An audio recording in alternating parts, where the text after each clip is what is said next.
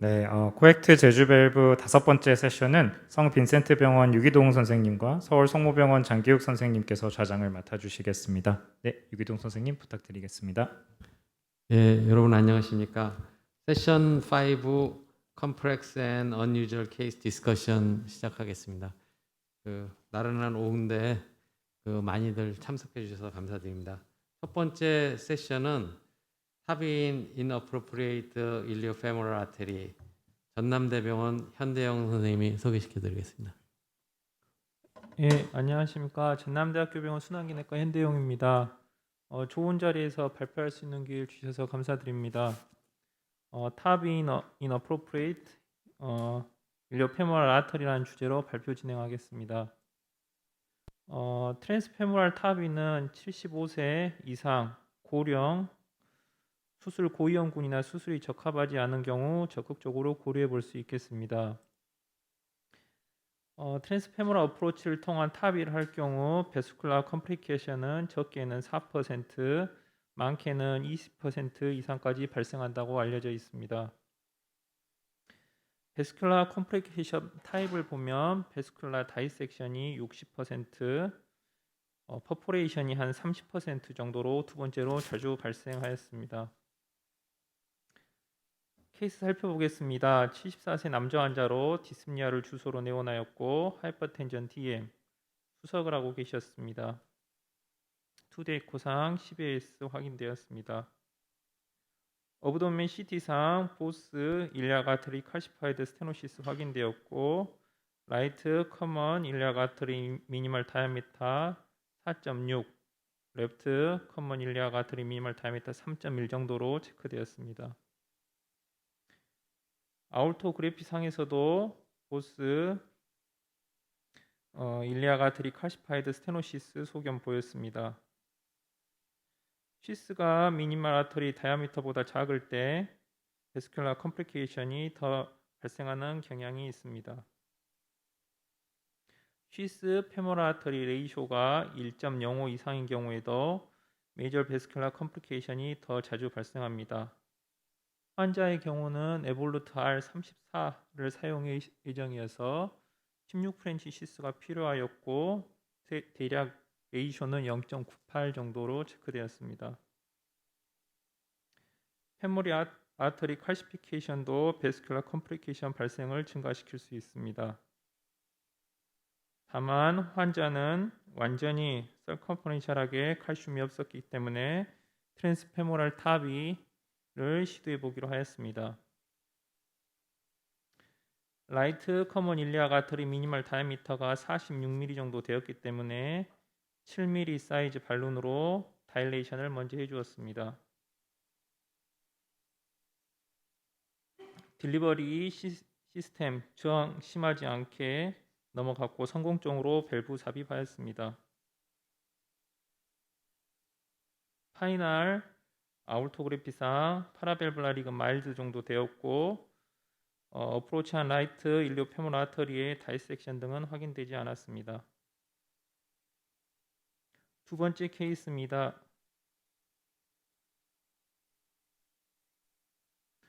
78세 남자 환자로 2대 에코상 12AS 확인되었습니다.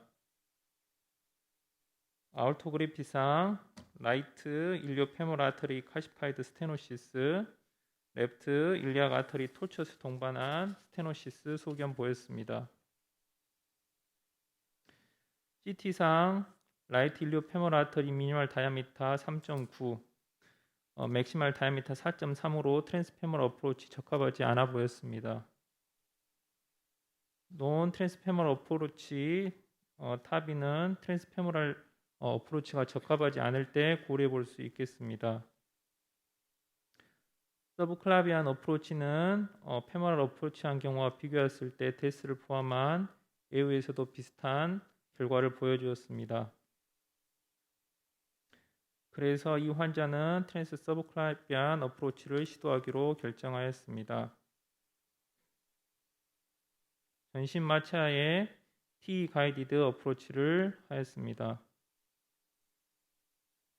성공적으로 29mm 사이즈 에볼루타를 삽입하였고 마일드 파라벨블라릭 소견 확인하였습니다. 저희 전남대학교 병원에서는 아직까지 한 4명 정도 서브클라비안 어프로치를 하였고 모두 성공적으로 시술을 진행하였습니다. 마지막으로 프로브럼 케이스 보고 발표를 마치겠습니다. 환자는 아울토그래피상 보스 일리아c 아터리 12열 스테노시스 확인되었습니다. 그나마 라이트 일리오 페모럴 아터리가 더 적합하다고 판단되어 그쪽에 스텐트를 삽입 후 트랜스페모럴 어프로치를 하기로 계획하였습니다.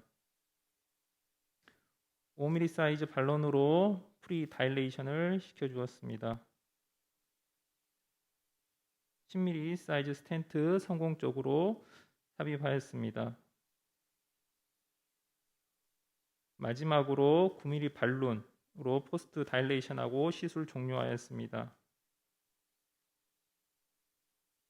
일주일 경과 시점에 트랜스페모랄 어프로치를 시도하였고 그런데 이제 탑이 시술 전에 그 사전 작업으로 퍼크로저로 이제 프리 페어를 한 3차례 정도 시행하였는데 이게 그 모두 폐해라해서 우선 시술을 중단하기로 하였습니다.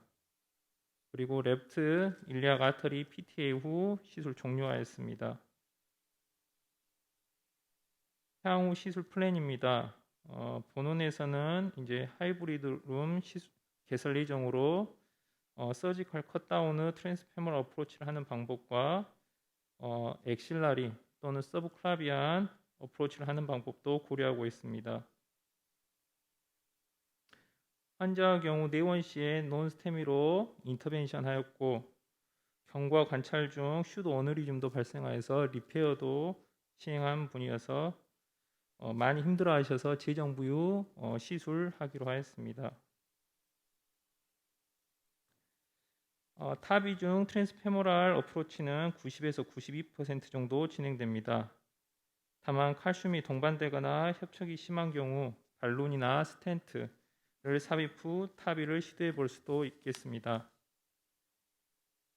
이것도 용이치 않으면 서브클랍이나 엑실라리 어프로치를 해야 되겠습니다. 그 외에도 샥 웨이브를 병변에 가하여 칼슘을 극복하는 트랜스바스큘라 리소트립시 어시스티드 트랜스페모랄 타비를 고려해 볼 수 있겠습니다. 경청해 주셔서 감사합니다. 예, 좋은 발표 감사드립니다. 나중에 케이스 디스커션은 마지막에 다 같이 한번 하기로 하고요. 두 번째 케이스로 넘어가겠습니다. 두 번째 케이스는 First Korean Experience of Transcatheter Transaxillary TAVI. 서울성모병원 김수현 선생님 발표해 주시겠습니다. 네, 소개 말씀 감사합니다. 서울성모병원 순환계획과 펠로우 김세환입니다. 이제 서지컬 컷다운 없이 트랜스엑실러로 다이렉트 탑이했던 증례 소개하겠습니다. 75세 남자였고 니아 클래스 4의 디스프니아로 응급실 통해서 내원하셨습니다. 에코에서 이제 모더레이트한 LV 시스톨릭 디스펑션과 함께 에어틱 밸브의 칼시피케이션, 에어틱 밸브 Vmax 4.6m/s, 민 프레셔 그레디언트 52로 12호 AS에 합당하였습니다. 코로너리 엔지오그래피에서는 LAD의 디퓨전 칼시피케이션이 관찰되어서 DS로 PCI를 시행하였습니다. 환자 시행한 에어루타 CT에서 앱도미널 에어루타와 양측 커먼 일리아c 아터리에 심한 칼시피케이션이 관찰되었고 에어루토그램에서 레프트 커먼 일리아c 아터리의 칼시피케이션 그리고 라이트 커먼 일리아c 아터리는 토탈 오클루전이 의심되었습니다. 그래서 하트침 미팅을 했고 이제 환자의 프라블럼인 시비어 AS와 STS 스코어 9.6%의 하이리스크인 점, 75세로 비교적 올드인 점, 그리고 일리오페모랄 칼시피케이션이 심한 점을 고려했을 때 이제 타비를 결정하는 것은 어렵지 않았고 타비 또한 이제 다른 액세스를 결정하였고 여러 가지 다른 액세스 사이트 중에서 트랜스 악실러리 어세스를 결정하였습니다. 이제 악실러리 아터리는 이제 서브클라비안 아터리와 브라키알 아터리 사이의 이 구간을 의미하는데 악실러리 아터리의 특징은 직경이 한 6.0mm 정도이고 악실러리 아터리의 안테리어 쪽에는 이제 브라키얼 플렉서스가 지나가지 않기 때문에 비교적 어프로치가 안전할 것으로 생각했습니다. 다행히 에오르타, 서브클라비안 아터리, 악실러리 아터리 모두 양호했고 직경이 모두 6.0mm가 넘었습니다. 이제 악실러리 아터리 타비를 시행하기 전에 백업 와이어를 넣는 방법은 이제 레프트 라디알 아터리로 백업 와이어를 넣기도 하지만 이제 레프트 페모럴 아터리를 펑처해서 서브클라비안 아터리까지 와이어를 넣어두고 이제 발론 블로케이드를 시행하는 방법이 있습니다. 그래서 저희는 이제 액세스 사이트를 레프트 라디알 아터리를 펑처해서 이제 백업 와이어를 삽입해두고 이 와이어를 레프트 페모럴 아터리로 엑스터널라이제이션해서 와이어 트랙을 만들어두기로 했습니다. 그래서 액세스를 하고 라디알 아터리로 피그테일을 삽입하기로 했습니다. 이제 오퍼레이터는 환자의 왼쪽에 이제 나란히 2명의 오퍼레이터가 서게 되고 이제 세 번째 어시스트가 이렇게 와이어를 잡아주는 형태였습니다. 그래서 이제 시술을 시작했습니다. 레프트 라디알 아터리로 와이어를 넣고 이거를 레프트 페모럴 아터리를 통해 스네어로 캡처한 후에 와이어를 익스터널라이제이션을 했습니다. 그래서 이렇게 트랙을 만들어둔 상태로 이제 악실러리 아터리를 펑처하기로 했습니다. 엔지오그램으로 가이드를 해두고 이제 부분 마취를 하고 프리다일레이션을 해둔 후에 이제 펑처를 하고 7프렌치 시스를 삽입해 두었습니다. 그리고 프로글라이드를 하나 미리 프리클로징을 해두고 이제 시스를 준비했습니다. 이제 16프렌치 인트로듀서 시스를 삽입하는 과정입니다. 이제 7프렌치 시스를 제거하는 동안에 이제 발룬으로 안테그레이드 플로우를 블로케이드를 해두었고 이제 프리다일레이션을 하고 인트로듀서 시스를 삽입했습니다. 이제 환자는 약간의 세데이션만 되어 있었기 때문에 중간에 통증을 호소하기도 하셨습니다. 다음 프리발룬을 했고 프리발룬 후에 컴플릿 AV 블락이 발생해서 RV에 템포러리 페이스메이커를 넣어두었습니다.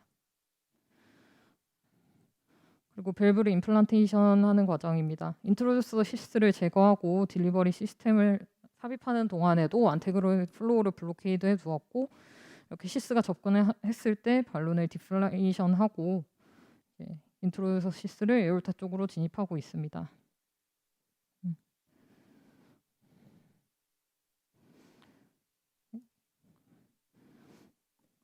에올토그램을 시행하면서 발론 익스펜더블 시스 에볼루트 프로 코어 밸브 29mm를 임플란테이션을 했습니다. 적절한 위치에 있는 것을 확인하고 이제 5분 후에 이제 최종적으로 밸브를 모두 익스펜션 시켜 두었습니다. 그래서 에올토그램에서는 밸브의 위치가 적절한 것을 잘 확인하였습니다. 이후에 이제 삽입하였던 딜리버리 시스를 제거하고 있습니다. 마찬가지로 발론을 블로케이드 해두면서 시스를 제거했고 그 동시에 삽입했던 프로글라이드를 트리밍을 하였습니다. 원래 계획은 프로글라이드 하나와 페모실 하나를 사용하는 것이었지만 이제 블리딩이 좀 있을 것 같아서 프로글라이드를 하나 더 사용하였고 페모실도 사용하였습니다. 후에 이제 삽입해 두었던 와이어로 악실러리 아터리 엔지오그램을 시행해 보았습니다. 약간 우징이 좀 되어서 혹여나 이제 바스큘라 컴플리케이션이 생겼는지 좀 확인하였는데 이렇게 봤을 때는 명확하지 않지만 여기 아마도 페모실 디스크와 디스크 사이에서 조금의 우징이 있었던 걸로 생각이 되었습니다. 그래서 바깥에서 컴프레션을 하면서 안에서 발론 블로케이드로 한 10분 정도 시행을 했고 이후에는 익스트라바세이션 없이 양호한 것을 확인하였습니다.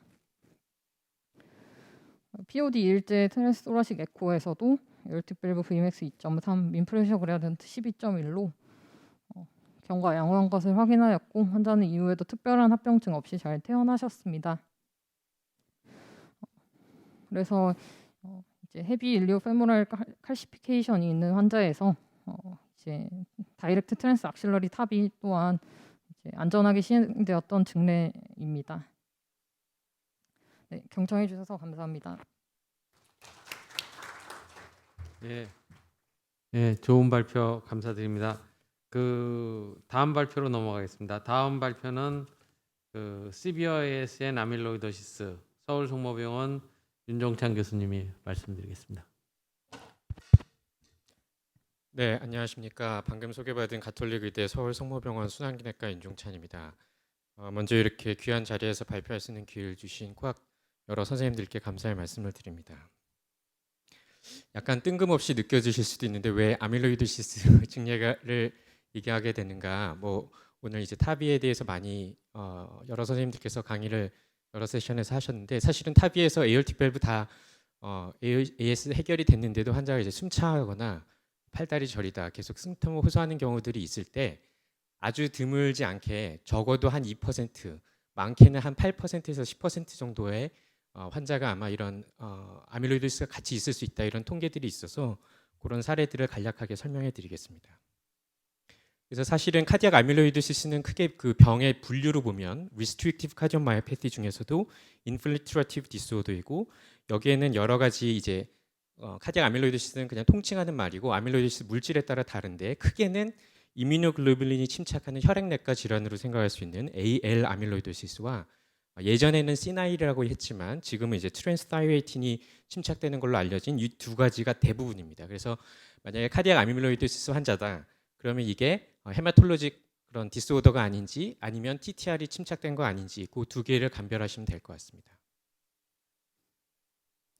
그래서 사실은 AS와 카디악 아밀로이도시스가 같이 있을 수 있다. 특히 고령의 환자에서 이게 같이 있을 수 있다. 이런 것들이 잘 알려져 있고 그 중에서도 가장 중요한 것은 예전에는 카디악 아밀로이도시스가 진단이 돼도 치료할 방법이 없었지만 여전히 AL 아밀로이도시스는 케모테라피를 해야 되는 예후가 나쁜 질환이지만 TTR 아밀로이도시스는 이제 클래스 1으로 금기가 없는 이상 꼭 써야 되는 약제가 나왔고 이게 예후를 개선시켜주는 게 입증이 되었기 때문에 같이 있지 않은지 이런 걸 이제 확인해 봐야 되기 때문에 오늘 간단하게 소개해드리고자 합니다. 그래서 미국에서 이런 카디악 아밀로이도시스에 대한 그 사이언티픽 스테이트먼트가 있는데 그 중에서도 ATTR 아밀로이도시스 제가 말씀드렸던 트랜스타이레이틴이 침착되는 대해서는 인퓨지이즘이라고 표현할 정도로 이제 그런 어웨어니스가 증가하고 있는데 예전에는 조직 검사로 컨펌되지 않으면 알기 어렵지만 여러 가지 핵의학 검사로 이제는 쉽게 스크리닝할 수가 있고 또 우리가 생각했던 예전에 여러 가지 헤페프나 핫페일리어 환자 중에서 굉장히 많은 수가 언더 레커나이즈 됐고 언더 디텍션 돼 있었다 이런 것들이 알려지고 있었고 무엇보다도 이런 희귀 난치 질환이지만 치료할 수 있는 약제가 있고 앞으로도 더 많이 개발되고 있는 중에 있기 때문에 그렇습니다. 그래서 헤리데트리 폼은 사실은 뮤턴트, 베리언트이기 때문에 그게 아주 인시던스가 늘어날 수 없지만 ATTR 와일드 타입은 뮤턴트가 없는 타입은 진단이 점점 많이 되고 있고 우리나라에서도 마찬가지 양상을 보여주고 있습니다. 그래서 사실은 카디악 아밀로이도시스는 미스다이그노스 되거나 언더다이그노스 된 질환인데 여러 가지 시스테믹한 그런 매니페스테이션을 가지고 있기 때문에 그렇고 질환 자체가 드물기도 하지만 어떤 스페시픽한 그런 진단 기준이 없기 때문에도 어려움이 있습니다. 그래서 제가 소개해드렸던 그 TTR은 사실은 이 TTR 프로테인이 간에서 생성돼서 이제 테트라머 형태로 있는 것이 피지올로지컬하고 헬시한데 이게 뭔가 문제가 생겨서 모노머 형태로 폴딩이 되면 이게 이제 아밀로이드 피브릴이 돼서 심장에 침착되는 경우에는 카디악 아밀로이도시스 TTR 또 신경계에 침범해서 여러 가지 뉴로패티 증상을 일으키게 됩니다. 그래서 이런 거는 의심하지 않으면 진단할 수 없기 때문에 핫페일리어가 또 약제에 잘 반응하지 않는 인톨러런스가 있지는 않은지 LV1은 굉장히 두꺼운데 EKG는 굉장히 위드스가 짧아져 있다든지 또 카팔 터널 신드롬이나 아니면 스파이널 스테노스 같은 시스테믹 디지즈가 있다든지 또 에코에서의 어떤 스파클링 어피어런스나 그런 특징적인 소견이 있을 때 또 뉴럴로직 심텀이 있을 때 이런 게 있을 때 의심하라고 돼 있고 의심해서 그런 핵의학 검사나 여러 가지 진단적인 검사를 하지 않으면 진단할 수 없기 때문에 그렇습니다. 그래서 이런 약제들 중에서 타파미디스가 이제 입증이 되었고 이 ATTR, ACTR 트라이얼이라는 걸 통해서 이제 최근에 나온 유럽 가이드라인에서도 클래스 1으로 이제 등재가 되었고 더 최근에 나온 미국 가이드라인에서도 금기가 없는 이상 이런 타파미디스를 사용하라고 이제 되어 있습니다. 이 환자는 이제 타비를 하라고 저희 병원에 보내졌는데 사실은 다학제 팀을 통해서 타비를 하지 않았던 증례를 그러면서 이제 TTR 아밀로이도스가 진단된 사례를 간략히 말씀드리고 마무리하겠습니다. 그래서 여러 가지 클리니컬 히스토리가 있었고 EKG상에서는 사이너스지만 LVB 에이버런스가 보였고요. 에코에서 보시면은 여기서는 이제 에어틱 밸브 잘 안 열리는 것 같지만 Vmax가 높진 않았습니다. 2.4였고 이제 스파클링한 LV 텍스처가 좀 다르고 이 체리온 스탑 혹은 에피카 스페어링이라고 하는 이런 타입의 그런 스트레인 패턴을 보여줬습니다. 그래서 도프타민을 했을 때 사실은 에어틱 밸브가 조금 더 잘 열리고 픽은 이제 더 높아지지 않는 것들을 보여줘서 EF도 좀 늘어나고 이 칼시피케이션 때문에 AV 에어리어는 좀 낮게 측정되지만 어쨌든 민 프레셔 그레이트나 Vmax가 시비어 AS에 합당하지 않았기 때문에 타비를 시행하지 않았던 사례입니다. 한 가지 흥미로운 거는 이 스트로크 볼륨 인덱스가 증가하지 않는다는 것 자체가 이 환자에서 숨찬 이유가 이런 에어틱 밸브에 의한 패솔로지가 아니라 오히려 인필트레티브, 리스트릭티브 피지올로지에 의한 것일 수 있다. 이런 걸 알 수 있습니다. 에코에서는 잘 아시는 것처럼 이렇게 잘 안 열리는 것처럼 보이지만 CT에서는 좀 더 잘 열리는 걸로 확인이 되었고 AL 아밀로이드시스 즉 이뮤노글로불린 침착이 되어 있는 걸 배제하기 위해서 여러 가지 혈액 검사를 했을 때 배제가 됐었고요. 특징적으로 이렇게 본 스캔에서 업테이크가 잘 되고 동시에 스펙트를 찍으면 이게 그런 블러디 풀링에 의한 이펙트인지 아니면 LV 마이오카드면 실제로 이게 침착되는 건지를 이제 감별할 수 있기 때문에 보통은 같이 시행하게 됩니다. MRI에서도 카디악 아밀로이드시스에 합당하게 나왔고 바이옵시에서도 역시 이런 아밀로플로레센트 모티리얼과 TTR 면역 염색에서도 확진이 됐기 때문에 그다음에 뮤테이션은 없는 걸로 확인이 됐기 때문에 이 환자는 와일드 타입의 ATTR 아밀로이드시스 확인이 됐고 사실은 여러 가지 그 환자가 이제 진단하는 과정 중에서 커그니티브 디스펑션을 호소했기 때문에 이런 MRI나 펫도 같이 했었는데 이 펫은 이제 머리에 디멘시아가 있는지를 보기 위한 펫인데 사실은 이게 시스테믹하게도 이 ATTR에서도 이제 업테이크를 알 수 있습니다. 그래서 ATTR에서 침착되는 것들을 치매를 위한 펫에서도 사실은 그 타이밍, 이미지 액퀴지션 타이밍을 맞추면 알 수 있기 때문에 이런 것들이 새로운 또 여러 가지 그런 뉴클레어 이미징들이 계속 발전되고 있기 때문에 아마 더 쉽게 할 수 있을 것 같습니다. 그래서 정리해서 말씀드리면 사실은 뭐 이게 비율은 아직 모릅니다. 저희 이제 서울 성모병원에서는 한 80명 이제 시작해봤는데 그 중에 2명 정도가 확인이 됐고 타브로 레퍼는 됐지만 이제 안 했던 환자들도 이제 이렇게 포함이 돼 있는데 어쨌든 이런 환자에서 같이 있을 수 있다. 그런 것들을 말씀드리고 싶고요. 마무리하면 AS와 카디악 아밀로이드스가 같이 있을 수 있다. 특히 고령의 환자에서 같이 있을 수 있고 같이 있는 경우에 예후가 더 나쁘고 환자가 뭔가 이제 에어틱 밸브 패솔로지를 해결해줘도 증상이 호전이 되지 않을 때 고민해 보실 수 있을 것 같습니다. 그다음에 무엇보다 이런 약제가 나왔기 때문에 이런 환자에 대해서 적극적으로 진단하는 과정이 필요하겠고 그럼 이런 환자에서 그런 타별 시술을 하지만 이런 타파미디스와 같은 TTR 스테빌라이저를 했을 때 과연 예후가 개선될 것인가 이런 거에 대해서는 연구가 더 필요해서 전향적인 연구가 진행되고 있습니다. 경청해 주셔서 감사합니다. 네, 윤정천 교수님 수고 많으셨습니다. 다음 주제는 영남대 김웅 교수님께서 합의 후에 임팩티브 엔도카다이티스 왔던 케이스를 같이 쉐어해 보겠습니다. 예, 먼저 좋은 자리에 불러주셔서 감사드립니다. 말씀드릴 내용은 이제 그 환자 리플렉 퍼포레이션이 그 탑 이후에 생긴 케이스에 관한 내용입니다. 69세 여자 환자입니다. 사실 저희들 이제 탑이를 시작하고 초기에 했던 그런 케이스인데요.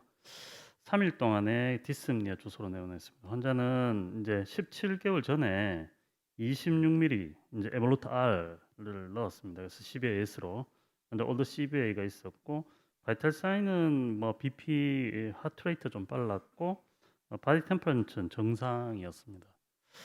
환자 뭐 보시면 ECG는 뭐 타키카디아가 있는데 엑스레이 상에서 보시면 펄머 이데마 굉장히 심하죠. 그래서 환자 굉장히 펄머 이데마의 원인을 갖다가 이제 에코를 저희도 해봤습니다. LVEF는 괜찮았는데 볼륨 인덱스가 73으로 증가돼 있고 디멘전이 이제 저희도 좀 증가했는 소견을 보입니다. 그래서 다른 쪽으로 보니까 이 밸브 쪽에 리거제트 볼륨이 51 이상으로 측정이 되었고 이펙티브 오리파이스 에어리가 0.4 정도로 측정이 되었습니다. 그래서 이 밸브에 뭔가 문제가 생겼다. 해서 T를 보니까 T 상에서 이 밸브의 쪽에 아주 굉장히 심한 그런 리거지턴트 플로우가 생겼습니다. 환자는 이제 이 리거지턴트 플로우가 밸브 AR이 굉장히 심한 걸 나타내기 때문에 CT를 찍어봤더니만 이 CT 상에서 밸브 에어레어 쪽에 컨트라스 필링 디펙트가 보이면서 이런 리거지던트 플로우가 보이는 쪽하고 같이 매칭이 되는 그런 소견을 보였습니다.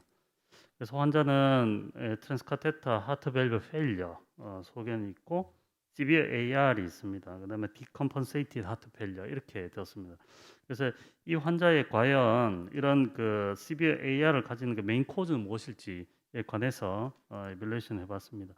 그래서 17개월 전에 보시면 타바 할 때는 26mm 에볼루트를 했는데 처음에 설치를 하고 나서 약간 밸브 쪽에 PBL이 모드 정도 어마운트 정도 생겨갖고 포스트 벌룬을 했습니다. 그래서 PBL이 없는 것을 안지오그래픽스 하는 거 확인하고 당시에는 저희들 뭐 T를 했었는데 T해서 PBL이 여기 뭐 보이는 요걸 갖다가 이제 포스트 벌루닝 한 다음에 없는 걸 확인했던 그런 소견이었습니다. 그래서 타바 후에도 저 이미디어 T 수행하는 상에서는 특별히 PBL 소견이 없었습니다.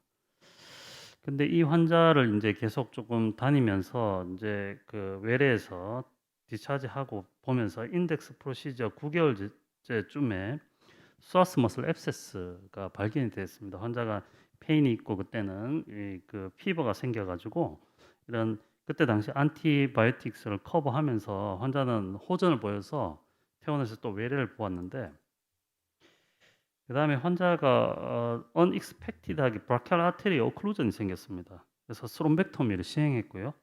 당시에 이 환자는 이제 그 스롬벡토미 시행하고 나서 노악하고 클로피도그렐을 동시에 같이 사용하게 되었습니다. 그 당시에 이제 그 에코를 한번 팔로우를 했었고요. 해는 상에서 밸브 자체는 특별히 문제가 없었습니다. 뭐 L 볼륨 인덱스나 디멘전에서 특이 이상은 보이지는 않았습니다. 그 뒤에 환자가 이제 인덱스 프로시저 15개월째 어큐트 파일로네프라이티스가 생겼고 이 당시에 블러드 컬처가 에피더미디스가 자랐었습니다. 그때 이 상태에서도 환자는 안티바이오틱스 커버하고 환자 보았고요. 그 뒤에 이제 16개월 한 달 전입니다. 환자 오기 전에 한 달 전에 septic니로 다시 데브리망하고 세프트리악손 뭐 이런 여러 가지 안티바이오틱스를 트리트먼트했습니다. 이때는 컬처는 네거티브였습니다. 그래서 이 환자 17개월째 하트 페일리어가 왔고 이 상태에서 환자는 이제 아마 CVAR이 이런 여러 가지 원인들 때문에 생기지 않았나 생각됩니다. 그래서 이런 그 타비 트리티드 페이션트에서 AR이 생기는 이런 여러 가지 원인들이 있습니다만 이 환자의 경우에는 여러 가지 레이트 엠볼리제이션, 스롬보시스, 특히 이런 엔도카다이티스 때문에 문제가 생기지 않았나 보았고 이런 엔도카다이티스 다이그노시스에 보시면 지금 환자는 이제 블러드 컬처에 자라지는 않았지만 환자의 그 이미지 증상에서는 데피니하게 밸브 퍼포레이션이나 애뉴리즘 또는 새로운 그런 어떤 프로스테틱 밸브의 디센시가 의심된 소견이 보였고 환자 또 이런 그 하트 컨디션이나 인젝션에 프리디스포징한 컨디션이 있어가지고 저희들은 possible infective endocarditis로 진단하였습니다. 그래서 이제 이 환자를 어떻게 할까? 커저브 하느냐, 서저리 하느냐 아마 뭐 다 대부분 다 아마 이쪽 서저리 쪽을 생각하실 것으로 생각합니다. 그래서 굉장히 하이 서지컬 리스크고요. 환자가 이제 이런 라지 스텐트 프레임을 익스플란테이션 해내야 되기 때문에 테크니컬한 챌린징한 그런 상태였습니다. 그리고 하지만 이 환자를 이제 컨저버티브 스트로트지로 간다 하면 굉장히 푸어한 리절트가 생각이 되고 여러 가지 스터디에서 보면은 사실은 이런 서저리를 하여서 서나이벌 베네핏이 없다는 이런 그 페이퍼 스터디도 있었습니다. 그 보면 엔도카다이티스 때문에 생기는 여러 가지 액티브하게 서지컬 매니지한 트렌드는 지속적으로 증가하고 있고 자하에 나왔던 것은 이런 그 안티바이오틱스 트리트먼트 하거나 아니면 그냥 서저리 하거나 특별한 차이는 없다 이렇게 하는 스터디도 있었습니다만은 결국에는 중요한 것은 하트팀의 인디비주얼 디시즌이 중요하다 이렇게 보았습니다. 그래서 저희들은 이제 하트팀 디스커션 했고 환자의 뭐 거의 포퍼레이션이 의심되기 때문에 환자 그 굉장히 시리어스한 컨디션이라 이 하트팀 디스커션 후에 이제 사바를 다시 해서 환자를 세이빙하자고 했습니다. 서지컬 파인딩 보시면 이쪽에 퍼포레이션 되는 소견이 보이고요. 익스플란테이션 해놨습니다. 서지컬로 이렇게 파인딩 해놨지만 환자는 이제 사실 조금 견디지 못하고 그 디컴프스 하트 페일리어 빠져서 환자가 익스파이했던 그런 케이스였습니다. 이 굉장히 타바 환자가 프레일하고요. 여러 가지 시그니피칸트 코모비디티를 같이 지니는 것 같습니다. 그래서 굉장히 인펙션에 좀 더 취약한 그런 면모가 있는 것 같고 프롬프트 컬처를 하고 적절한 안티바이오틱스를 쓰면서 얼리 서지컬 인터벤션을 고려해 보는 것이 어떤 트리트먼트 프린서플이 아닌가 이렇게 생각이 됩니다. 예, 이상입니다. 네, 김은 교수님 수고 많으셨습니다. 다음은 그 온라인으로 지금 대기 중인데 혹시 김찬준 교수님 나오고 계세요? 네, 교수님 여기 있습니다. 아, 예, 예. 그럼 김찬준 교수님이 이제 PMV를 사파리와이어를 이용해서 쉽게 하는 새로운 방법에 대해서 한번 말씀해 주시겠습니다. 부탁드릴게요.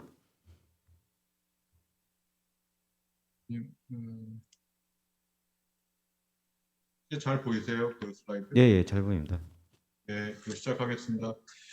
제가 오늘 말씀드릴 내용은 이제 PMV를 이제 사파리 와이어를 이용해서 하는 방법입니다. 슬라이드 쇼로 좀 보여주세요. 슬라이드 쇼로 저는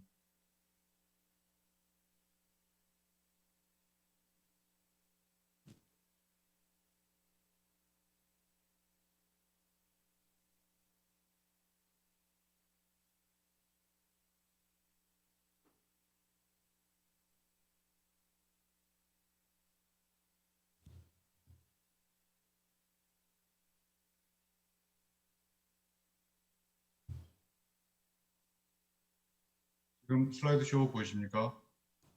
네, 네, 보입니다. 네. 저는 소개 말씀 감사합니다. 저는 의정부 성모병원 김찬준입니다. 오늘 PMV를 하는 거가 굉장히 오래된 프로시저인데 그런 프로시저를 조금 더 효율적으로 할 수 있는 법에 대해서 여러분께 한번 보여드리고 여러분 의견을 좀 구하고자 합니다.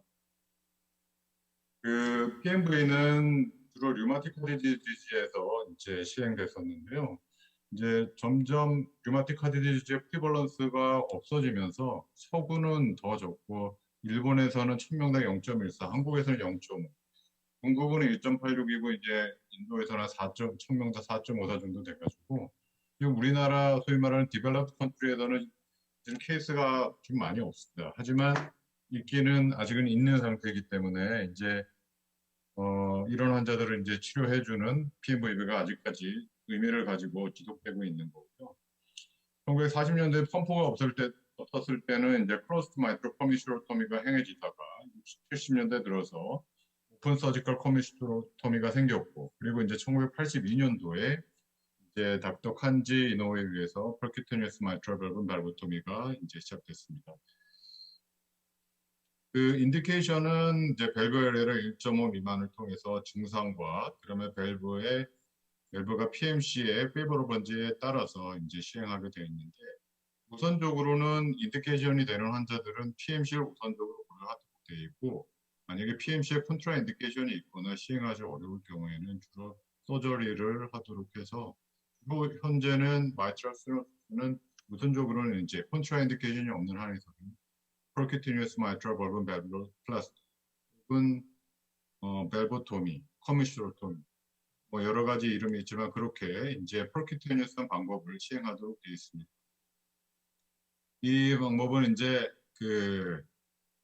1982년도에 처음 나왔을 때하고 사실은 거의 차이가 없습니다. 이제 이번에 개봉한 탑건 2가 1987년도에 우리나라에서 개발했는데 그거보다도 훨씬 더 전에서부터 더 개발된 장비가 거의 컨셉추얼하게 거의 차이가 없이 계속되고 있습니다. 방법으로는 간단하게 브리프하게만 이제 말씀드리면 이너튜브가 같이 들어가면서 스트레이트하게 넘어갔다가 이너튜브를 빼면서 이제 랩트 에이트리움의 콘포미티에 따라서 이제 이 벌룬이 구부러지게 되고 그다음에 스타일렛을 집어넣으면서 빼면서 이제 커브를 조정하면서 거의 자동으로 이제 마이트럴 밸브를 따라서 들어가는 것처럼 컨셉처럼는 되어 있습니다. 그리고 뭐 조심해야 될 것들은 이제 이런 포다에 끼어 들어가지 않게 조심해야 되고 그다음에 세컨 볼론이 이제 임플란테이션 하고 그다음에 프록시멀 발론까지 임플란테이션 하면서 이제 발론을 벌릴 수 있는데요. 네, 하지만 아직까지 이제 골든 스탠다드이지만 이게 40년 된 컨셉이자 40년 된 기구이다 보니까 현재 우리가 많은 프로시저하고 보다는 상당히 좀 오래된 프로시저라는 그런 면이 하나. 그리고 이 방법을 통해서 하려고 그랬더니 사실 유저 프렌들리 하지는 않다, 더 이상. 그러면서 어떤 쉬운 케이스는 잘 될 수도 있지만 또 어려운 케이스들은 굉장히 어려움을 겪기도 합니다. 55세 남자 환자분이셨고요. 그리고 이제 수개월간의 익조션과 디스니아 주소를 내원했는데 과거력상에서는 이제 모더레이트 투 시비어 마이트럴 스테노시스가 있었고 아트리얼 피브릴레이션이 있었는데 수술 또는 이제 그 프로큐티너스한 PMVB를 이제 권유했지만 환자가 미루다가 이제 하게 돼 있습니다.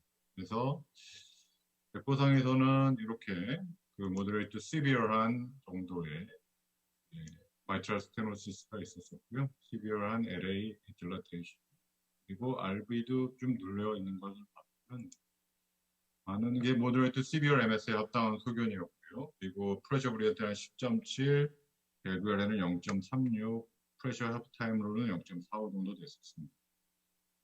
일단은 이제 그래서 PMV를 시행하고 이제 했는데 이제 septal 펑처를 하고 가이드화를 넘기고 그랬는데 도저히 이노의 번론이 이제 마이트럴 밸브를 통해서 넘어가지가 않습니다. 제가 이것도 이제 장규 교수님하고 같이 했는데 거의 한 3시간, 4시간에 걸쳐서 이 환자를 같이 하고 이제 LA 그램을 찍으면서 이제 스타일렛을 컨포미티를 좀 바꾸면서 계속 여러 가지 정보를 시도했고 마지막에는 이제 그 가이드화를 좀 넘겨서 우리가 흔히 사용하는 영상은 테르모아이였는데요. 이걸로 이제 벌룬을 넘겨보려고 해도 이제 서포트가 충분하지가 않으니까 이제 도저히 넘길 수가 없습니다. 그래서 결국은 이제 페일을 하고 이거는 서지컬한 트리트먼트를 하자고 환자한테 권유했는데 환자가 불행하게도 이제 서지컬 트리트먼트를 선호하지 않아서 이제 프로케티미아 방법을 다시 해보겠다고 이제 기다리다가 지시도를 하려고 기대하고 다른 병원에 가려고 하다가 어큐트한 디컴패스에서 하트 페일러가 생기면서 환자를 결국 이제 익스파이어하고 말았습니다. 또 다른 환자를 말씀드리겠습니다. 64세 여자 환자였고요. 이분은 파록시존에 APB 있었는데 레널 인팍션이 있습니다. 그리고 모더레이트 마이트럴 스테노시스가 있었고 아까 환자보다는 스테노시스 정도가 조금 덜 심해 보이긴 하는데요. 역시나 LA가 커져 있고 그리고 모더레이트 MS에 상당한 종류의 프레셔 그레디언트가 있고 MBA 1.2고 1.32의 인디케이션이 되는 환자였습니다. 그래서 이제 이분도 PMV를 하기로 하고 이제 이거는 포스트라고 제가 잘못 썼는데 프리프로시저럴 프레셔 그레디언트입니다. 그래서 민 프레셔 그레디언트는 9.29 정도 됐었고요. 그래서 저희가 이제 시술을 진행했습니다. 세팔 펑처를 하고 시술을 진행했고 3D 상에서 상당한 종류의 마이트럴 스테노시스가 관찰이 됐었습니다. 이 장면은 이제 그 septal 펑처를 하고 난 다음에 SL1 카테타를 통해서 JR 카테타를 통해서 테르모 와이어를 LV로 집어넣는 장면이고요. 그리고 LV에 JR 카테타가 들어오고 난 다음에 제가 이제 사파리 가이드 와이어를, 사파리 스몰 가이드 와이어를 이제 그리고 이제 12.0 곱하기 40mm 정도의 페리페럴 발론으로 인트라트리얼 septum을 딜라테이션하고 그 다음에 마이트럴 밸브를 1차적으로 프리달라테이션을 했습니다. 그리고 그 다음에는 우리 그 이노우의 벌룬 카테타가 상당히 스무즈하게 들어갔었고 그러면서 이노우의 벌룬 카테타의 디스탈 벌룬이 확장되고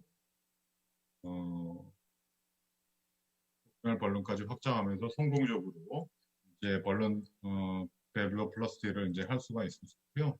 시술하고 난 다음에 프레셔 그레디언트가 깜짝 놀랄 정도로 완전히 좋아졌어서 저희가 이제 굉장히 만족을 했습니다. 할로베코 카디오그램 상에서도 이제 그 마이트럴 밸브의 무브먼트도 향상됐었고 프레셔 그레디언트 향상됐었고 환자 증상도 굉장히 많이 좋아졌습니다. 그래서 이 케이스는 이제 성공적으로 사파리 와이어를 사용해서 퍼큐티니어스 마이트럴 밸브 플라스티를 시행한 케이스가 되겠습니다. 또 다른 케이스도 하나만 더 보여드리겠습니다. 45세 여자 환자였고 프록시저널 APB에 SLE가 있었던 환자입니다. 그래서 과학력상의 모더레이트 마이트럴 스테노시스가 있었는데 이제 그뭐 팔로업 해보니까 모더레이트 시비얼로 바뀌었고요. 그래서 밸브의 크기나 밸브의 모양 자체는 아주 크게 제한이 돼 보이진 않는데, 근데 상당히 꽤 많이 프레셔 그레디언트도 있고 환자 증상도 꽤 심한 상태였습니다. 네. 그래서 이제 밸브 플라스테를 하기로 하고 septal 펑처를 하고 난 다음에 이번에는 이제 피그테일을 통해서 이제 LAVM을 했고 그 다음에 가이드와이어를 전진시켰습니다. 처음에는 이게 그 사실은 그 전에 했던 것보다 먼저 한 케이스인데요. 처음에는 이 이노웨 벌룬의 가이드와이어를 성용해서 처음부터 이제 페리페럴 벌룬이랑 이노웨 벌룬 카테터, IBC 카테터를 진입하려고 그랬는데요. 이게 서포트가 작아가지고 잘 안 됐거든요. 그래서 그때 여기서 이제 사파리 스몰 커브인 사파리 와이어를 바꾸고 이제 여기서 벌룬 딜라테이션을 하고 난 다음에는 그 IBC가 다시 한번 또 그 벌룬 딜라테이션 했는데도 안 들어가가지고요. 이제 조금 더 큰 여기서는 그 전에 좀 더 적은 벌룬을 했었는데 10 곱하기 40mm 정도의 벌룬으로 이제 다시 한번 들렸고요. 그래서 벌룬이 이제 확장되는 장면이고, 다음에는 이제 IBC 카테터가 이제 스무스하게 들어가서 이제 성공적으로 벌룬 밸브 플라스틱을 할 수가 있었습니다. 그래서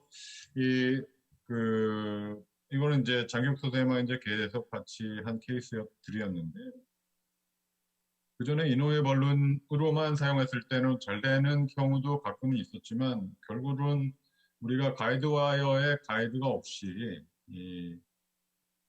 그 둥둥 뜬 상태로 마이트랄 밸브에 들어가려고 하면 특히나 스테노시스가 있는 마이트랄 밸브의 경우에는 진입이 안 되는 경우가 상당히 많고 또 타임 컨슈밍하고 그 다음에 이제 들어갔다가도 다시 튕겨나오고 그래서 굉장히 어려움을 겪는 경우가 많았는데 제가 이제 그 타비를 포함해 가지고 폴케트 녀석의 벌룬 폴케트 녀석의 벌룬을 사용한 그 밸브 인터벤션을 많이 하면서 이런 그 탑에서 사용되는 이런 디바이스들의 일부가 이제 이런 다른 올드 프로시저한 프로시저에서 다시 도입이 되면서 이제 성공적으로 이제 시술을 했던 케이스를 좀 보여드립니다. 근데 생각해보면 이 케이스를 좀 리뷰해보면 그래도 조금 조심해야 될 거가 그 가이드와이어가 LV 쪽으로 들어가고 그러면 특히나 이제 굉장히 무보울하고 스무드한 가이드와이어가 들어가면은 가끔 코다 쪽으로 이제 그 낑겨 들어가는 그런 경우가 있습니다.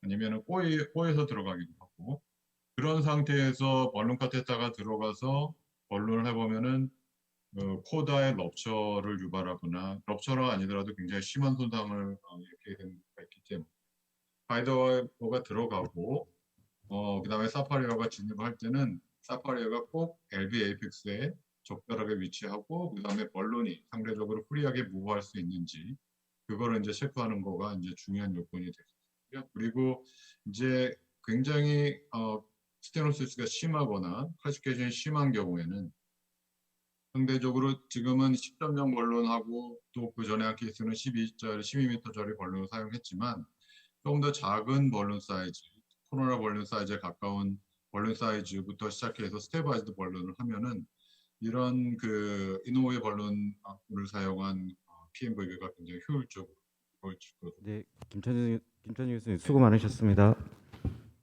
네, 그럼 다음 강의로 그 딥다이브 인투 LV 듀어링 탑이 How I Overcome이라는 주제로 대전성모병원 박만원 교수님께서 말씀 주시겠습니다. 네, 저 대성모병원 박만원입니다. 오후에 노근하시죠? 아주 잠이 번쩍 깨는 케이스를 준비를 했어야 되는데 적어도 그 당시에 저한테는 완전히 잠이 번쩍 깨는 케이스였습니다. 저는 뭐 리뷰는 준비하지 않았고요. 케이스만 말씀드리겠습니다. 일단은 84세 남자 환자였고 보시면 에코 소견은 이렇습니다. 그래서 AVMAX 5m/s, 민피지 51, 그다음에 LVEF는 39.4%, CBA ASF와 관한 소견이었습니다. 그래서 보시면 CT를 찍었고 보시면 LCC하고 RCC가 퓨전된 타입 1 바이커스피드였습니다. 근데 뭐 아까 말씀처럼 라페에 큰 칼슘이 없었지만 퓨전된 거였고 앵글은 그렇게 뭐 호라이즌한 아올타는 아니었습니다. 그래서 애널러스 레벨의 에어리어는 684, 4mm 애널러스 4mm 상방은 602, 8mm 상방은 388로 이 테이퍼드 타입인 거죠. 일단 뭐 이렇게 해서 플래닝을 해봤습니다. 보시면 이제 여기 애널러스 기준으로 했을 경우에 에볼로 34mm가 해당하는데 보시면 IFU 기준에 비해서 좀 더 벗어납니다. 30.5, 90 살짝 벗어 95점 살짝 벗어나죠. 사피언이 29mm를 레커멘드했는데 보시면 4cc를 오버필해도 8.3%밖에 되지 않습니다. 보통 우리가 4cc까지 오버필 하지 않죠. 일반적으로는 2cc 이상. 그래서 그다음 기존에 에볼로 34mm를 셀렉션했는데 그 이유는 뭐냐 하면 일단 바이커스브는 이제 애널러스 상방이 분명히 엘립소이드하게 이렇게 될 거고 소프라 애널라니까 EOA 측면에서 이제 베네핏이 있다는 판단이 들었고 4cc를 오버필해도 8.3%밖에 안 되니까 이것도 역시 사이즈가 작은 거다 생각했을 때는 에볼로 34mm를 셀렉션했습니다. 이 케이지는 LBB가 있었고 종종 이제 투투원 블락이져서 페이스메이커를 해줄 수도 있겠다는 생각을 가지고 일단 시작했습니다. 이제 엔지오입니다. 보시면 아마 3커스프에서 한 것 같고요. 엔지오는 이렇고요. 이제 바이커스프니까 프리볼룬을 이제 합니다. 뭐 작은 볼룬으로 이제 벌려만 주고요. 근데 이제 스텐트를 넣어 보니까 호라이젠트를 하지 않았는데 굉장히 벌티컬하게 이제 스텐트가 박히는 걸 알 수가 있죠. 그럼 이런 경우에는 항상 LCC가 깊게 빠지게 되죠.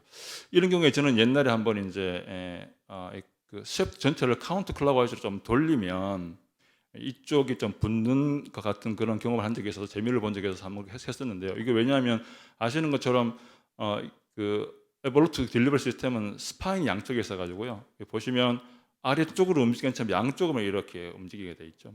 그래서 얘를 이제 카운트 클락을 이렇게 돌리게 되면 뭐 이런 식으로 이제 좀 토크가 좀 전달이 되는 그런 특징이 있죠.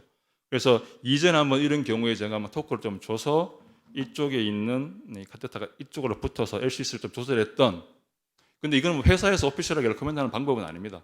그래서 경험이 있어서 이널도 마찬가지로 굉장히 이쪽에 깊게 박혔기 때문에 굉장히 강하게 카운트 클락을 주면서 이제 밸브를 이제 임플란트하기 시작했습니다.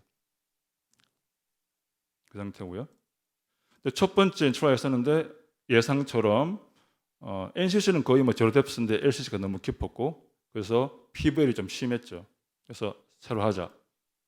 두 번째도 마찬가지고 세 번째 트라이했는데 세 번째 역시 감았는데 두 번째까지는 이게 리캡처가 다 됐었어요. 근데 세 번째는 리캡처가 폴리 되지 않는 느낌이었습니다. 이 전부 다였어요. 그래서 좀 싸한 느낌이 들었죠. 왠지 느낌이 좀 안 좋은데 하면서 이제 더 이상 리캡처하지 말고 이제 풀자 하고 이제 풉니다. 보면 마찬가지로 NCC 뎁스는 거의 제로 뎁스고 LCC는 여전히 깊죠. 그래서 이제 사실은 이제 바이커스 같은 경우는 앵커링 포인트가 애널러스가 아니고 상방이기 때문에 그렇게 많이 누르지 않아도 될 것 같은데 그날따라 또 인서비스 들어온 그 친구가 교수님 빠질 수 있으니까 열심히 눌러주세요. 더 세게 눌러주세요. 계속 푸시를 합니다. 그래서 평상시에 살짝 이렇게 그냥 푸시하고 있었는데 좀 세게 푸시를 막 합니다. 지금 생각하면 왜 그런지 모르겠어요. 사실은 앵커링이 엘리너스도 되는 것도 아니고 더 위에서 되는 건데 근데 갑자기 푹 하고 엘보로 빠집니다. 그래도 우리 순간 이제 좀 안심을 마음을 가다듬고 또 다른 옵션이 있죠. 그냥 감으면 되니까 감아서 빼서 넣으면 되니까 그런데 감기질 않습니다. 이게 최종적으로 감아진 최종 단계였습니다. 더 이상 안 감기는 거죠. 그 리캡처 시스템에 고장이 난 겁니다. 그럼 어떻게? 수술해야 되는 고민을 하다가 뭐 어차피 수술할 거 일단 최대한 당깁니다. 당겨서 막 당기면서 위치를 확인하고 보시면 급하게 TE가 이제 들어가서 위치가 어떤지 확인하는 게 보입니다. 지금 열심히 당기면서 지금 위치를 보고 있는 어때요 하고 이제 막 보고 있는 거죠. 그래서 괜찮은 것 같아요 하고 이제 풉니다. 굉장히 빨리 원래는 빨리 풀면 안 되죠. 근데 굉장히 빨리 풉니다. 왜냐하면 혹시나 CPR이 날까봐 굉장히 빨리 푸는 게 보이시고 쭉 풉니다.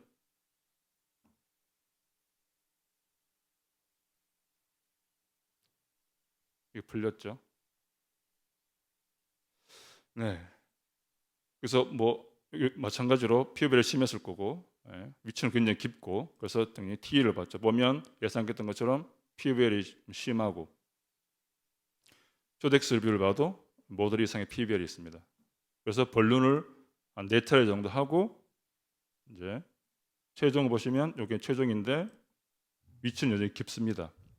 그래서 다행한 건 뭐냐 하면 프레임이 마이트럴 밸브를 터치하지 않고 있고 비교적 마이트럴 밸브 펑션을 이제 디스터번스 하고 있지 않고 하지만 여기 피부벨은 심했죠. 그래서 벌룬을 이건 프리 벌룬이고 포스 벌룬 하고 난 다음에 피부벨은 좀 줄어들긴 했지만 여전히 피부벨이 있습니다.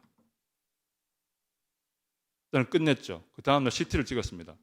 CT를 찍었는데 보시게 되면 LCC하고 NC 쪽에 굉장히 깊은 걸 알 수 있습니다. NCC는 약 8mm, LCC는 약 16mm. 그래서 어떤 고민이었냐면 그럼 제 PVL이 혹시 프레임 셀 사이로 너무 깊이 들어갔으니까 빠지는 게 아니라는 고민이 들었죠. 이게 과연 이 PVL이 프레임 셀 사이로 빠지는 거면 이건 밸브인 밸브를 해야 되는 거니까. 왜냐하면 스커트의 높이가 14mm밖에 안 되니까요. 근데 실제로 LCC는 16.3mm가 뎁스였으니까요. 근데 다시 당시의 TE를 좀 리뷰합니다. 근데 다행히도 PVL에 있던 사이트가 LCC 쪽이 아니었고 RCC 쪽에서 PVL이 있는 것을 알 수 있습니다. 여기서도 마찬가지로 RCC 쪽이 PVL이 있고 아마도 퓨전된 쪽에서 LC가 있는 것 같습니다. 그래서 좀 지켜보기로 합니다. 당연히 뭐 페이스메이커는 했었고요. 그래서 이게 이제 포스트 탑이 원데이 때인데 보시면 이렇고요. 굉장히 PVL이 심하죠. 쇼덱스에서 RCC 쪽이 PVL이 심하고 환자가 근데 다행히 괜찮아 퇴원을 했고 8개월째 팔로우백을 했는데 그렇고 굉장히 많이 PVL이 줄었습니다. 다행히. 그 다음에 쇼덱스에서도 줄었습니다. 그래서 뭐 이게 마지막 슬라이드인데요. 너무 과도하게 이건 사실은 뭐 제 개인적인 거기 때문에 회사에서 제공하는 그런 테크닉 아닙니다. 너무 많이 돌렸기 때문에 아마 리캡처는 사실 회사는 3번을 레커멘드 하지만 뭐 본인들은 무려 8번까지도 많이 한다고 하더라고요. 그래서 너무 많이 돌려서 이게 고장이 난 게 아닌가. 두 번째는 너무 강한 푸시 때문에 특히 이 사람이 바이커스피드가 테이퍼 타입이었고 34mm의 모양 자체가 딴 거보다 스커트가 더 넓게 펴졌습니다. 당연히 더 밑으로 가기가 더 쉬운 스타일이죠. 이런 것들이 다 합쳐졌기 때문에 이런 일이 벌어지지 않았나는 그런 케이스였습니다. 감사합니다. 네, 총 6분의 강의 케이스를 들었고요. 이제 패널 디스커션 하도록 하겠습니다. 패널에는 전남대병원 김주환 선생님, 건양대병원 서영훈 선생님, 부산백 양태현 선생님, 인천성모 최익준 선생님, 그다음에 서울성모병원 홍병희 선생님 계십니다. 혹시 질문 있으시면 자유롭게 얘기하시죠. 네, 전남대 김주환입니다. 박만훈 선생님 혹시 깊이 들어간 게 와이어를 좀 더 텐전을 덜 줘서 확 들어가지 않았을까 하는 생각도 좀 들던데요. 그렇지는 네. 왜냐면 밀면서 와이어를 이제 그때 푸시 다이빙을 막기 위해서도 푸시한다는 그 말씀하시는 거죠? 예, 와이어를 너무 그러니까 안 밀어서 텐션이 없어서 그러지 않았나 하는 거고 두 번째는 그레이터 커버처로 붙이는 방법은 또 하나가 있는 게 와이어와 밸브를 동시에 밀면 그레이터 커버처럼 좀 이렇게 붙지 않습니까? 그래서 그렇게 해도 해결이 됐을 수 있었지 않았을까 해서 혹시 그때 이렇게 와이어 푸시와 밸브 푸시를 동시에 하면 어땠을까 하는 생각이 드는데. 좋은 코멘트. 요새는 카운터 클라가 안 하고 있죠? 안 합니다. 그것 때문에 그랬던 것 같은데 결정적으로. 아마 리캡처가 안 된 거는 사실은 그거 굉장히 과도하게 카운터 클락을 돌려서 그런 것 같긴 합니다. 제 개인 그게 그렇게 했기 때문에 리캡처 시스템이 고장이 난 거 아니냐 생각이 들고요. 왜냐하면 LV에 빠졌더라도 리캡처만 됐으면 다시 뺐다가 넣으면 됐을 텐데 뭐 3분의 1 정도 펴진 상태에서도 리캡처가 안 되니까 못했던 거죠. 이 환자는 어떻게 했어도 그 안으로 파고 딥다이브 했을 것 같은 생각이 드는 그런 케이스인데요. 보통은 이제 존재로의 NCC 존재로에 맞추고 그다음에 디플로이 직전에 이제 밀어가지고 한 2-3cc 들어간 다음에 이렇게 슬로우하게 풀면은 양쪽이 잘 맞는 경우가 많아서 그 정도 되면 바이커스피드는 힘 안 줘도 될 것 같았습니다. 또 한번 김수현 선생님 그 페리페럴 하는 거 굉장히 잘 봤는데요. 저희 직스 때도 라이브도 하셨고요. 저 궁금한 게 이분은 에코를 어떻게 하죠? 트랜스소라식도 하기가 어려울 것 같고 제너럴도 안 걸었으니까 T도 안 있을 거고 그러면 에코는 그냥 아예 안 보시나요? 아니요. 시술할 때 트랜스 소라식으로 하는데 큰 어려움은 그러면 없었습니다. 트랜스소라식은 반대편에서 넘겨가지고 하나요?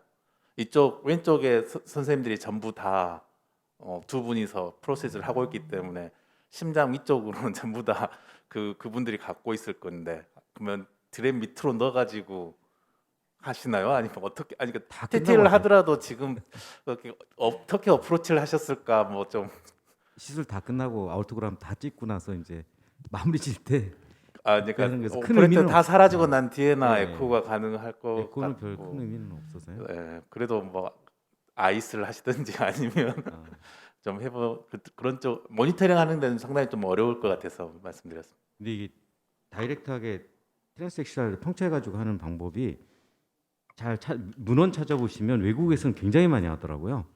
근데 우리나라는 그런 방법을 생각지 못했었는데 뭐 황병희 선생님이 이런 방법으로 해보자 그래서 이번에 한번 해봤는데 의외로 굉장히 잘 워킹해서 앞으로 인류 페모랄에 문제가 있는 분들은 이 방법으로 하면은 굳이 서전의 도움 없이도 이제 저희가 할 수 있을 것 같습니다. 그 좋은 케이스 보여주셔서 감사합니다. 뭐 좀 배운 것 같고요. 써먹고 싶습니다. 네, 트랜스 엑실라리 하면은 이제 만약에 이제 크로징 디바이스를 잘 써서 막으면 잘 막아지면 괜찮은데 네. 막아지지 않을 때는 이제 그게 문제잖아요. 그래프트 스텐트를 넣어야죠. 그냥 그래프트 스탠스 깔 네. 생각을 하고 예. 그래서 미리 와이어 하나가 네.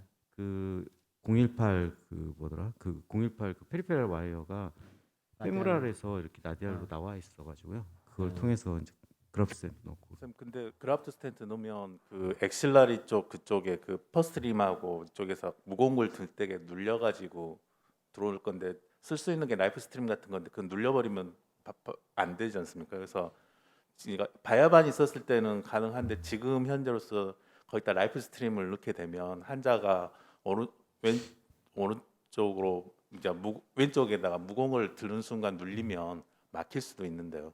별 문제는 없었던 건데 혹시 황병희 선생님 혹시 아니, 어때요? 옛날 제 바이반이 썼던 시대에서는 그게 가능한데 지금은 우리가 쓸 수 있는 게 라이프 스트림밖에 없고 그다음에 환자가 이렇게 팔을 움직인 상태에서 무거운 걸 들면 근데 그때는 이미 실링이 다 됐으니까 이제 뭐 그 다음에 뭐 좀 눌리든 상관없지 않을까 싶은데. 아니 토탈 돼 버리니까요. 그래프트 스탠트 눌려버리면 저희가 지금 두 케이스를 이렇게 했는데요. 첫 케이스는 사실 두 번째 케이스는 그냥 벌론으로 이렇게 해가지고 완전히 잘 막았고 첫 번째 케이스는 그냥 아이크래프트를 조금 세니까 그냥 돼버렸고 그래프트가 지금 라이프 스트림 말고 바드에서 코베라라는 게 있는데 그게 바이반이랑 거의 비슷합니다. 그래서 낭창낭창하고 조인트에 넣어도 피모랄에도 넣어도 되고 여기 넣어도 낭창해서 그거를 넣었고요. 그래서 뭐 아무런 문제는 없는 네, 상태입니다. 코베라 넣었으면 괜찮을 것 같습니다. 제가 혹시 김웅 저 질문 드리면 네, 그 네. 트랜스 엑셀러리 하면 혹시 사이즈를 재보고 하시나요? 그냥 만약 사이즈가 좀 작거나 이러면 사이즈를 당연히 재고서해야죠. 예, 그래서 그러니까 이게 그래서 피모랄하고 좀 달라서 혹시 제가 알기로는 이게 5.5mm 이상인 5.5 예, 예. 그러니까 이게 작은 분들도 있을 것 같고 이래가지고 예, 좀 작으면 그쪽으로 하기는 어려울 것 같고 예를 가슴을 열어서 다이렉트 아우틱이나 트랜스 트랜스 아피칼로 이제 서전의 도움을 받아서 하는 것들은 트랜스 페모랄보다 예후가 굉장히 안 좋거든요. 그래서 이쪽 예전에 그 서전의 도움을 받아서 이제 서브크라비에 열어서 시술을 하고 나서 환자가 회복하는데 상당히 오래 걸리더라고요. 그것도 굉장히 나이 드신 분들한테는 그 정도도 굉장한 부담인 것 같아요. 조금 더 덧붙이자면 이제 서저리에서 컷다운을 하면 그 약들을 로딩하거나 약들을 드시기 때문에 그 안에 서브큐 옆에서 계속 우징을 합니다. 계속 석션을 해야 되고요. 근데 지금 이렇게 피모랄처럼 그냥 바로 다이렉트에서 하면 거의 피가 안 난다 보시면 되고 다만 여기는 트랜스피모랄이랑 달라서 본이 없습니다. 그래서 컴프레션에서 누를 수가 없기 때문에 앞에 벌론으로 딱 막아주는 게 피가 나는 걸 가장 최소화시킬 수 있는 방법 같습니다. 트랜스 엑실라로 컷다운해서 갈 수는 없나요 이게? 저희가 두 케이스 컷다운을 했는데 컷다운을 하면 두 가지 방식이 있더라고요. 거기를 컷다운 해가지고 직접 다이렉트 펑처하는 게 있고 옆에 그래프트를 이어줘가지고 글로 이제 디바이스를 넣는 두 가지 방법이 있는데 어찌됐든 간에 컷다운을 하면 주위에 이제 계속 피가 이렇게 찹니다. 이제 우징을 해서 석션하고 그리고 또 하나의 문제는 어쨌든 제너럴 걸어야 되고 제너럴 걸고 컷다운을 해서 펑처하기까지 최소 한 4-50분 정도 걸리거든요. 그러면 그 시간만큼은 환자가 계속 제너럴 걸고 이제 힘들어하는 상황이니까 직접 이렇게 트랜스피머를 하듯이 액셀러를 하는 게 훨씬 낫지 않을까 싶습니다. 네, 저희도 해보면 하는 것보다 끝나고 나서 저기 서전이 거기 리페어하는데 시간이 거의 탑이 하는 시간 2배 정도 걸립니다. 그래서 보통 이제 컷다운 준비하는데 마취하고 하는데 1시간, 그다음에 탑이 하는데는 30분 안 걸리는데 이제 리페어하고 이제 그 나오는 데까지는 한 2시간 막 그렇게 걸려서 뭐 이 방법이 굉장히 좋은 방법일 수도 있을 것 같습니다. 저 김찬중 교수님한테 질문 좀 드리겠습니다. 부산 백병원 양태현입니다. 이게 PMV는 사실은 많이 하지도 않은 프로시드라서 한번 잘못되기 시작하면 몇 시간씩 하게 되는데 저도 얼마 전에 했던 케이스를 3시간 했는데 이게 보니까 LA 지오메트리랑 이런 마이트리 밸브 위치랑 이런 걸 봐가지고 아무리 septal 펑치를 잘해도 이게 마이트리 밸브하고 이노웨이 블론이 이게 패러렐하게 이렇게 위치를 하면은 절대로 이노웨이 블론이 안 들어가더라고요. 그래서 결국에는 펑처를 좀 하이 펑처도 해보고 좀 포스트레 펑처도 해보고 펑처를 3번을 해가지고 결국은 어떻게 하긴 했는데 이렇게 새롭고 와이어만 들어가는 거는 사실 이노웨이 블론보다 훨씬 좀 편하게 들어가기 때문에 좀 아주 좀 좋은 팁인 것 같습니다. 그래서 프로시저 때 그게 그 사파리 와이어가 그 septal 펑처 사이트하고 마이트리 밸브를 같이 통과하고 그 프리 블룬을 하는 걸 septal이랑 마이트리 밸브를 동시에 같이 블룬을 한다는 그런 말인가요? 프로시저가? 그러니까 그 septal 펑처부터 잠깐 말씀드리면 원칙적으로는 이제 PMVB 할 때 포스테리어 슈페리어 쪽으로 펑처하는 게 더 좋다고 되고요. 그리고 처음에는 테르모 와이어 들어가고 난 다음에 그거를 이제 그 스몰 그 사파리 와이어가 있거든요. 그걸로 넣은 다음에 시퀀셜하게 마이트럴 밸브하고 그 다음에 septal 펑처된 데 벌룬을 하고 그 다음에 이제 그 이노웨이 벌룬 카테터가 들어가는 거예요. 왜냐면은 septal도 벌룬을 좀 해주는 게 좋은 게 왜냐면 이노웨이 벌룬 자체가 좀 벌키하기 때문에 거기서 말씀하신 것처럼 이 지오메트리가 안 맞기 시작하면은 이게 그 융통성을 플렉서빌리티를 발휘하기가 도저히 어렵거든요. 그래서 벌룬을 좀 septal 쪽에 해줘야지 저희가 사파리 가이드웨어를 따라 들어가도 좀 더 용이하게 들어갈 수가 있어요. 선생님 그 이노웨이 안에 이제 스트레이터라고 하는 거 들어 있잖아요. 그러니까 그걸 그대로 넣어놓고 사파리 와이어를 넣는가요? 아니면 그걸 빼고 사파리 와이어를 넣나요? 그거를 빼고 들어갔어요. 그렇죠. 원래 그게 들어가 있으면 사파리 와이어가 안 들어가지던데. 예. 그래서 처음에 그 LA까지 들어갈 때는 그 스트레이터가 들어가고요. 그리고 이거를 그 뒤로 빼놓은 다음에 스트레이터를 빼놓은 상태에서 쓰신 거고요. 아니 그건 아니고요. 그 이노웨이 발론이 있고 이게 그 노란색 금속이 있고 하얀색 금속이 있잖아요. 그거를 껴놓은 상태에서 사파리 와이어 타고 LA까지 가서 LA에서 그걸 뒤로 빼서 이제 전진하게 됩니다. 네, 제가 드린 게 말씀이 LA까지는 이제 체결한 상태로 들어가고요. 그 다음에 LA에서 LB로 들어갈 때는 이제 그거를 뒤로 빼고 들어가는. 그래서 되게 주의할 점이 그 하얀 거 금속 안에랑 와이어랑 이게 부딪힐 수 있거든요. 물이 없으면. 그래서 거기를 셀라인 프러싱을 많이 해주면 부드럽게 올라가고 셀라인 프러싱을 잘 안 하면은 이제 가이드 와이어 겉에가 벗겨지면서 안 올라가게 돼요. 근데 사이즈는 같아서 올라가요.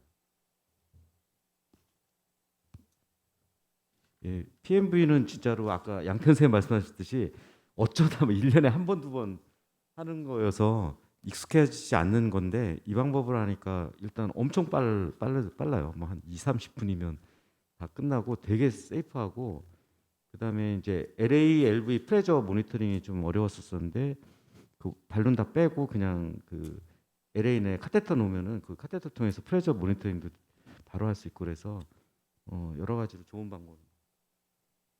네, 지금 시간이 너무 많이 흘러서 그 이번 세션은 여기서 이제 마치는 걸로 하죠. 발표해 주신 연자님들하고 패널 선생님들께 감사드립니다. 네, 이것으로 마치겠습니다.